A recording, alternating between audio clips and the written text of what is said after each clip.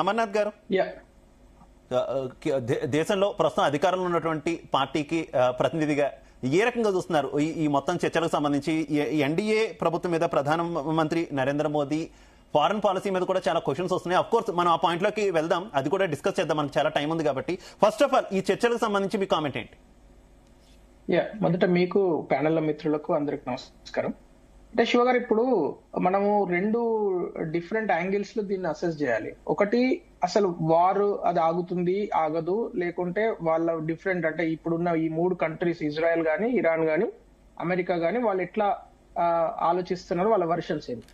రెండోది, భారతదేశం ఎట్లా రియాక్ట్ కావాలి. సో ఈ ఫస్ట్ పాయింట్ మనం చూసినట్టయితే ఈ రోజు ఇజ్రాయెల్ ఇప్పటికీ కూడా లెబనాన్ విషయంలో ఒక క్లారిటీకి వచ్చినట్టయితే కనబడతలేదు. Number 1 point.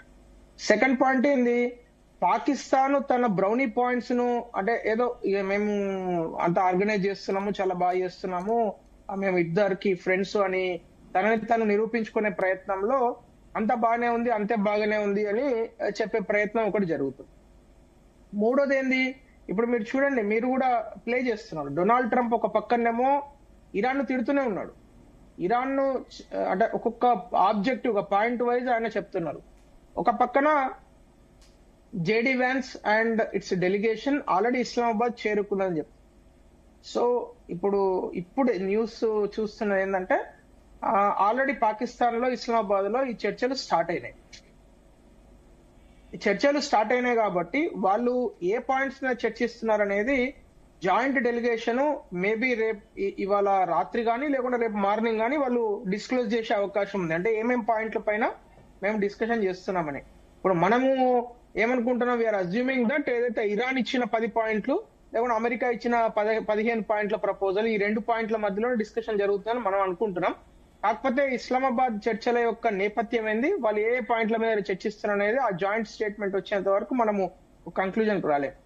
సో బట్ నా అసెస్మెంట్ ప్రకారం అయితే ఖచ్చితంగా మరి కొద్ది గంటలలోనే ఒక వే అవుట్ అనేది వాళ్ళు, అంటే ఒక ఎగ్జిట్ రూట్ అనేది వాళ్ళు డిస్క్లోజ్ చేస్తారని నేను అనుకుంటున్నాను. ఎందుకంటే America is also left with no friends, Iran is also left with no friends. మీరు గమనిస్తే అమెరికా తన నాటో దేశాలే అమెరికా మాట వినే పరిస్థితి లేదు. At the same time Iran కూడా అంతే. ఇరాన్ ఏదైతే అరబ్ కంట్రీస్ ఉన్నాయో, ఏదైతే ఇస్లామిక్ కంట్రీస్ ఉన్నాయో, ఏదైతే ఆ ఓపెక్ నేషన్స్ అంటారు కదా, అంటే ఆయిల్ కు ప్రధానంగా ఉండే నేషన్స్, ఇలా 3 కమ్యూనిటీస్ లో ఇరాన్ ఉంటుంది. ఈ 3 కమ్యూనిటీస్ లో కూడా ఇరాన్ కు సరైన సపోర్ట్ రావట్లేదు. ఎందుకంటే ఒకటి, ఓపెక్ నేషన్స్ మీద ఇరానే బాంబులు వేస్తున్నది. 2, బ్రిక్స్ లో కూడా ఇరాన్ సభ్యత్వం ఉంది 2024 లో నుంచి. సో బ్రిక్స్ దేశాలు భారత్ కావచ్చు, రష్యా కావచ్చు, చైనా కావచ్చు, ఈ 3 దేశాలు కూడా మీరు వెంటనే యుద్ధాన్ని ఆపండి అని చెప్తున్నది. 3వ గ్రూప్ వాళ్ళు ఉండేది ఏంది, ఇస్లామిక్ నేషన్స్. ఇస్లామిక్ నేషన్స్ పైనే అది బాంబులు వేస్తున్నది. ఇప్పుడు సౌదీ అరేబియా కావచ్చు, లేకుంటే యుఏఈ కావచ్చు, ఖతార్ కావచ్చు, బహ్రెయిన్ కావచ్చు, అందరు కూడా ఇరాన్ ను దుమ్మెత్తి పోస్తున్నారు. సో ఇప్పుడు both the countries are left with no friends.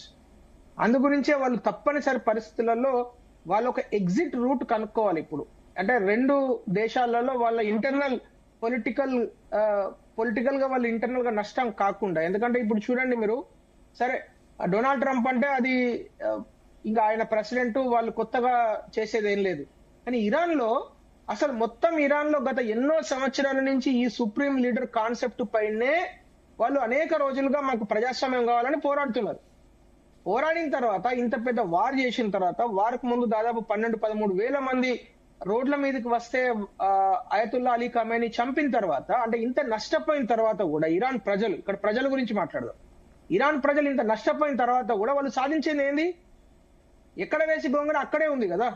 Ayatollah Ali Khamenei బదులు ఆయన కొడుకు ముస్తఫా ఖమేనీ ఇప్పుడు పరిపాలిస్తాడు.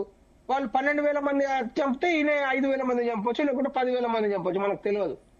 అప్పుడున్న రూల్సే ఇప్పుడు ఉంటాయి కదా. సో ఇరాన్ ప్రజలు సాధించింది 0, అమెరికా ప్రజలు సాధించింది కూడా 0నే.